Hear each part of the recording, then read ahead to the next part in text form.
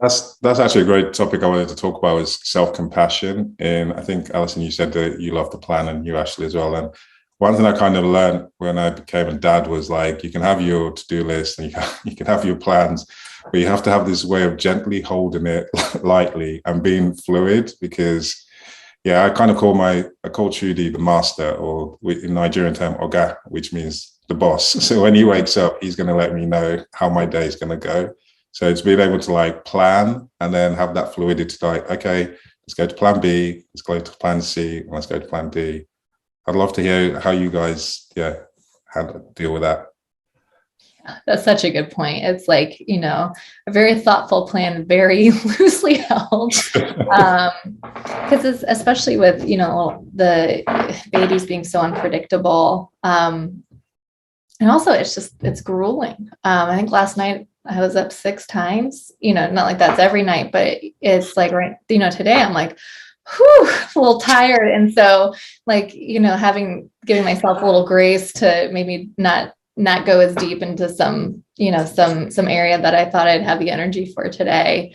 But then also having like the faith and like that, well, there will be time and you can come back to it. And also, it's a season. And so give yourself that compassion and grace. It's a relatively short season of life, especially with the baby stage. And then, even just with the rest of the ages, it does go by really quickly, even if it doesn't feel like it. So I think the compassion is important and can be difficult when you're used to a very different bar and consistency around that bar. Yeah, Yeah, absolutely. it's hard. I mean, self-compassion is something I have to work on in general because I, just put a lot of pressure on myself in performing and wanting to do my best work. And I've had to work on just reframing what my best work is and inviting in this new identity of being a mother. I think that's like holding that with as much weight as the identity I have as a working professional. And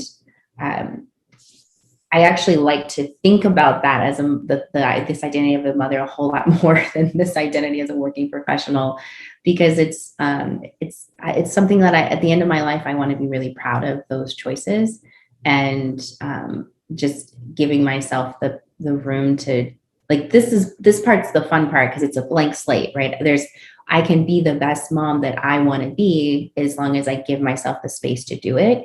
And, I have no mistakes right now on my track record. And that's kind of what's fun about this time. But yeah, and then the days where I fall short, like, the house isn't very clean right now. And I got up several times with Isla. She's now decided she doesn't want to sleep through the night anymore. So we're adjusting. And I'm, that's part of just being flexible.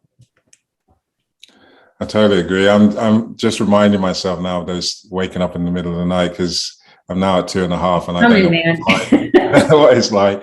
And I remember when it was the first time when other parents were like, "Oh, it's going to get better," and I was just thinking, "How is this going to get better? Like, what are you talking about?"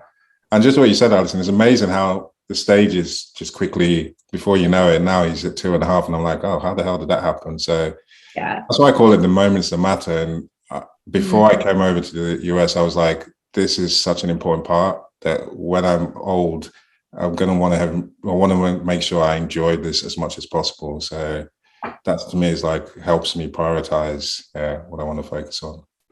Yeah, I like that. I think you made that point. Actually, you did too. It's kind of starting with the end in mind, and being a great mom and parent and wife is so much more important to me than making it through my to-do list. Yeah, like in the moment, it can feel so like such a conflict, and I think that spending time on reflecting there is so helpful and also allows that grace to come in. And my husband and I laugh all the time when when folks with older kids are like, oh, just enjoy every minute of it. And you're just like, the days are so long. And you're like, I know I'm supposed to be loving this, but right now I just want to sleep. And like having compassion for yourself in that moment too, when you're not savoring it, I think is important to,